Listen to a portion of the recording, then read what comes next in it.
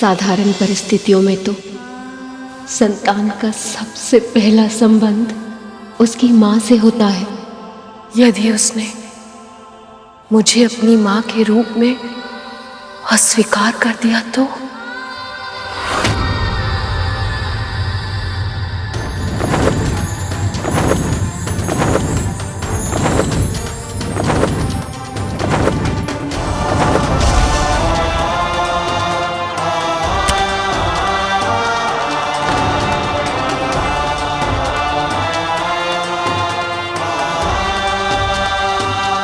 मेरा पुत्र आ गया। शिव पुत्र कार्तिकेय की, शिव पुत्र कार्तिकेय की, शिव पुत्र कार्तिकेय की, शिव पुत्र कार्तिकेय की, शिव पुत्र कार्तिकेय की, शिव पुत्र कार्तिकेय की, शिव पुत्र कार्तिकेय की, शिव पुत्र कार्तिकेय की, शिव पुत्र कार्तिकेय की। केवल शिवपुत्र?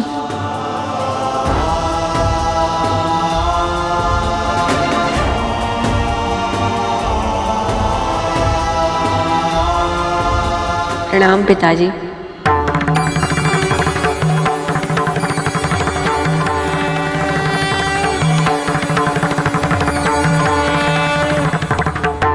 कीर्तिमान भव पुत्र।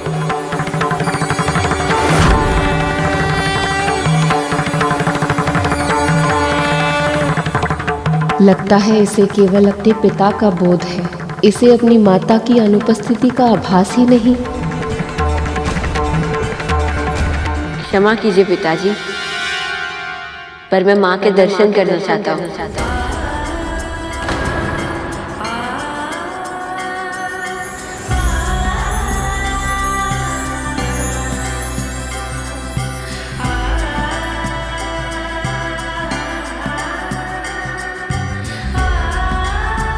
अवश्य पुत्र, अवश्य।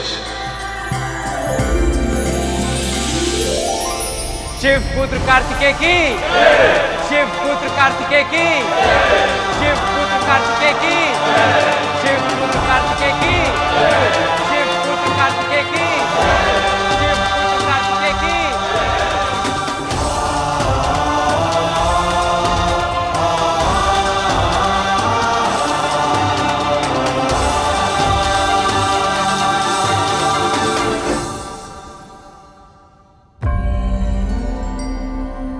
मन तो करता है कि तुझे गले लगाकर अपनी सारी ममता की वर्षा तुझ पर कर दूं, किंतु क्या मेरा वो अधिकार तुझ पर है?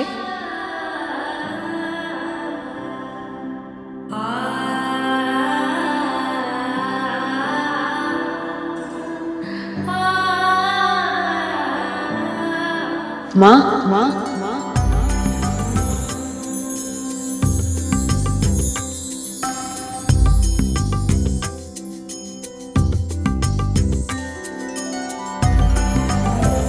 क्या हुआ माँ? आप मुझसे क्रोधित हैं?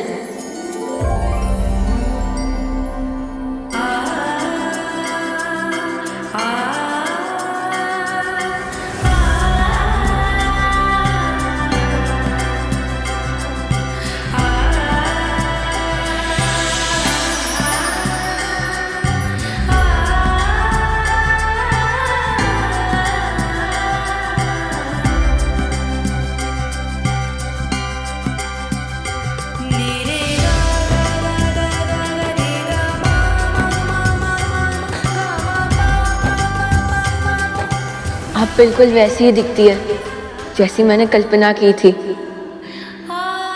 कल्पना? हाँ माँ, बिना जाने समझे भी एक आभास था मुझे।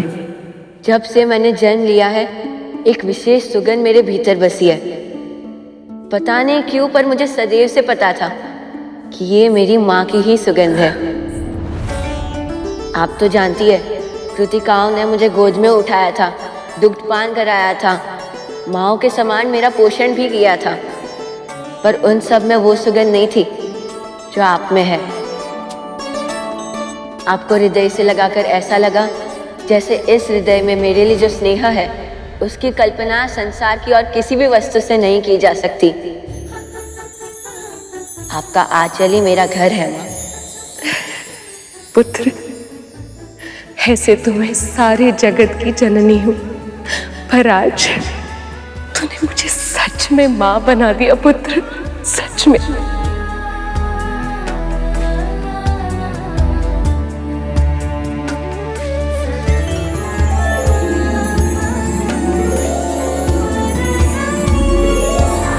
देवी पार्वती ने जब कार्तिकेय को पहली बार गले लगाया तो इस पूरे संसार को स्कंद माता स्वरूप की पहली छवि दिखाई दी।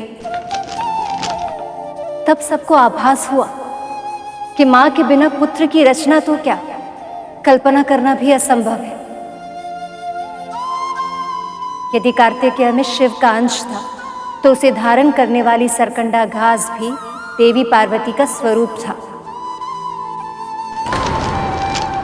और ये बात वो छोटा सा बालक भी जानता था, और वो छोटा सा बालक उस सुगंध को अच्छे से पहचानता था। यहाँ एक ओर कार्तिकेय के आने के कारण पूरे कैलाश में प्रसन्नता छाई थी, तो वहाँ दूसरी ओर तारकासुर के नगरी में उथल पुथल मची हुई थी।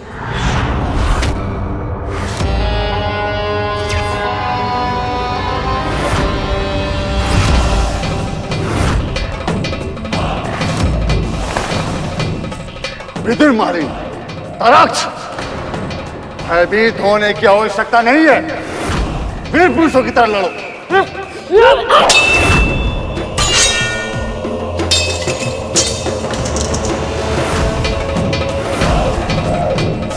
ऐसी रक्षा करोगे मेरे साम्राज्य की? हाँ? ऐसे संहार करोगे अपने शत्रुओं का?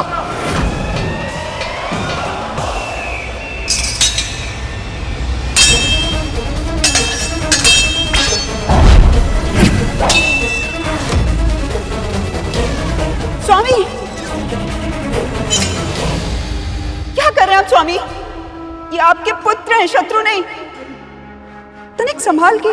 गृह स्वामिनी हो तुम, वही तक सीमित रहो। युद्ध का प्रशिक्षण कैसे देना है ये मत सिखाओ मुझे। अब हटा यहाँ से।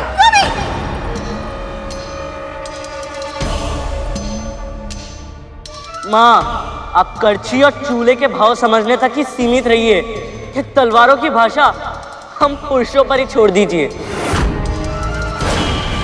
अति का लाड प्रेम करके हमें कायर बनाने का प्रयास मत करो माँ। यहाँ से जाओ।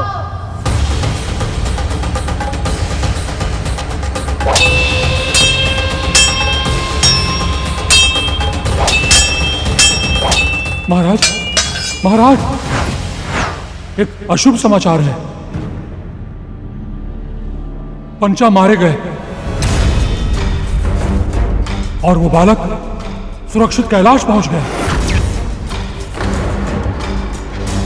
स्वामी, स्वामी, ये अनिष्टता का संकेत है।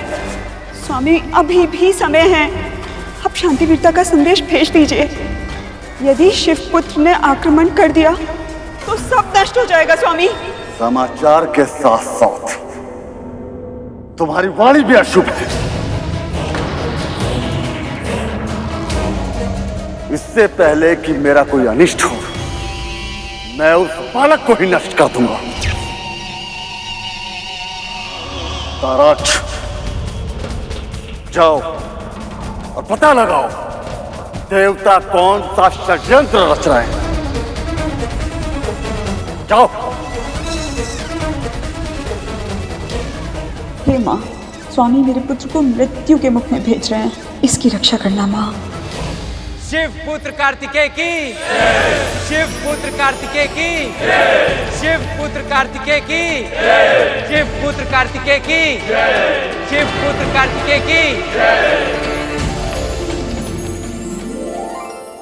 ये स्थान उचित है, यहाँ से अच्छी दृष्टि रख पाऊंगा मैं। कौन क्या कर रहा है और कौन क्या कह रहा है।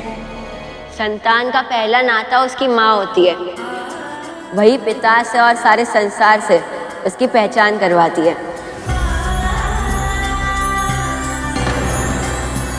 इसलिए आप सबसे विनती है, कृपया मुझे गौरी शंकर सूत कार्तिकेय कहकर पुकारिए। यदि आप मेरे पिता से भी पहले मेरी माँ का नाम लेंगे तो मुझे अच्छा लगेगा। अनेक शताब्दियों से हम आपके जन्म के लिए व्याकुल थे। देवताओं के सेनापति का पद आपकी प्रतीक्षा कर रहा है। चलिए कुमार, सप्तऋषि स्वयं आपको पद ग्रहण कराएंगे।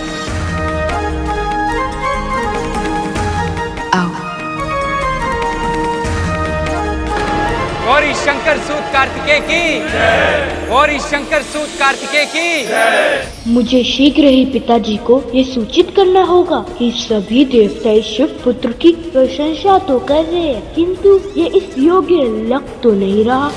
गौरी शंकर सूत कार्तिकेय की, गौरी शंकर सूत कार्तिकेय की, गौरी शंकर सूत कार्तिकेय की।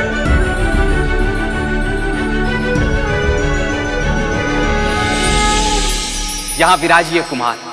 महावीर है कार्तिकेय, महाबली है कार्तिकेय, शूरवीर है कार्तिकेय।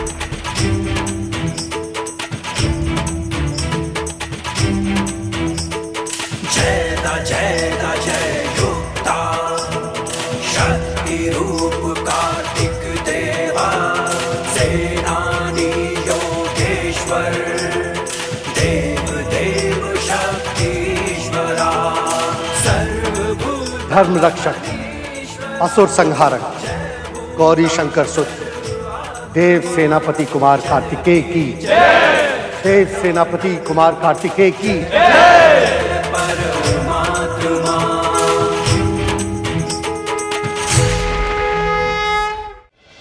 मैं आप सभी देवताओं से आग्रह करता हूं कि आप अपने सेनापति को अपने अपने अस्त्र भेंट कीजिए।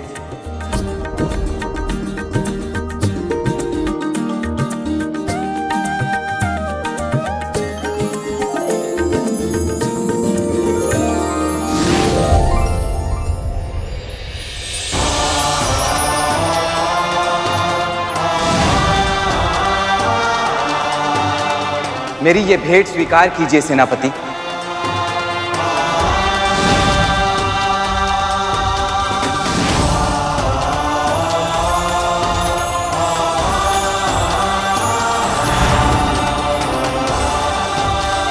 अब आप जब भी स्मरण करेंगे तो मेरा ये विशेष अस्त्र आपकी सेवा में समर्पित हो जाएगा।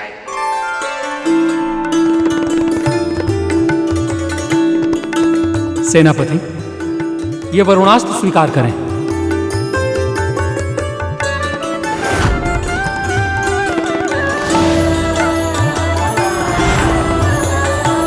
सेनापति जी, मेरा ये अग्नि अस्त्र स्वीकार कीजिए।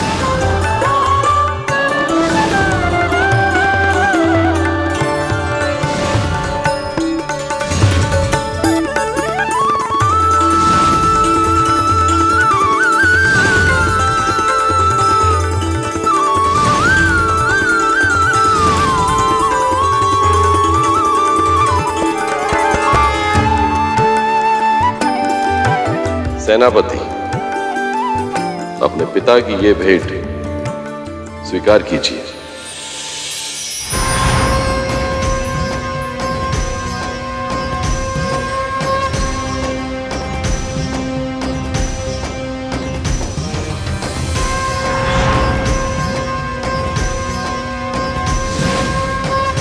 मेरे शक्ति के प्रतीक के रूप में ये शूल सदैव तुम्हारे साथ रहेगा पुत्र।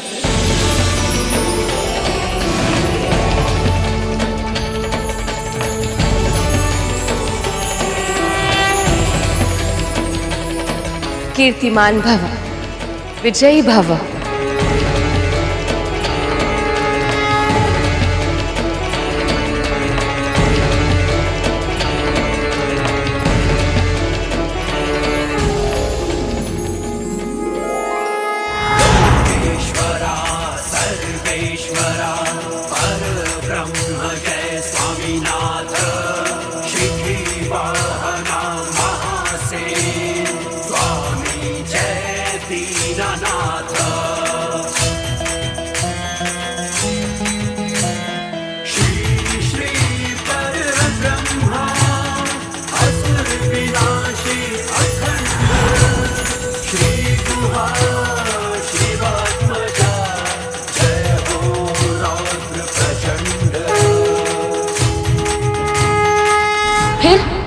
फिर क्या हुआ? क्या सूचना मिलने के बाद तारकासुर ने देवताओं पे आक्रमण किया?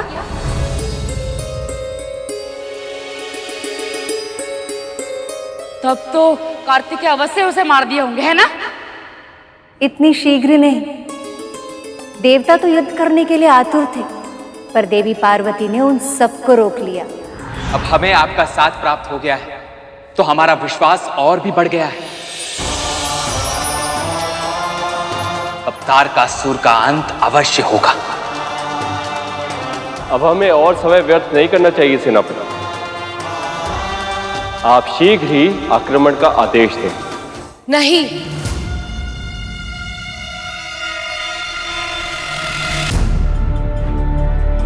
माँ, आपको मुझ पर विश्वास नहीं है कि मैं युद्ध जीत पाऊंगा?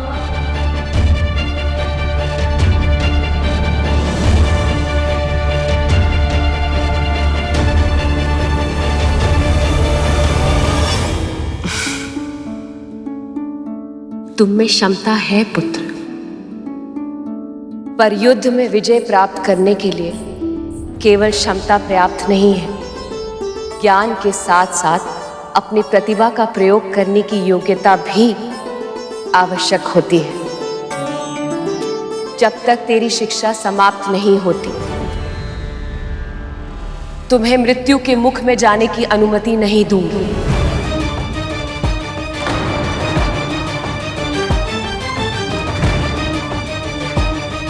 पर मां, शिक्षा दीक्षा में तो समय लग जाएगा, और तब तक तारकासुर का आतंक पूरे संसार में इसी तरह व्याप्त होता रहेगा।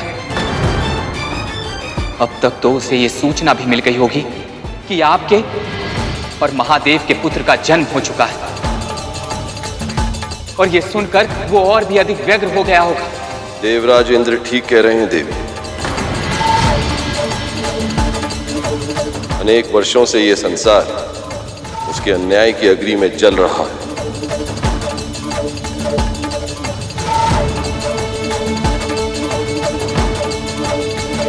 अब और समय व्यर्थ करना उचित नहीं है।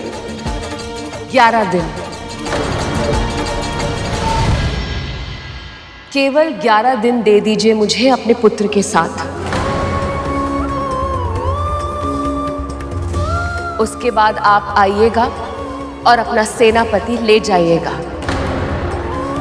परंतु स्मरण रहे, 11 दिनों तक हम दोनों के बीच कोई नहीं आएगा।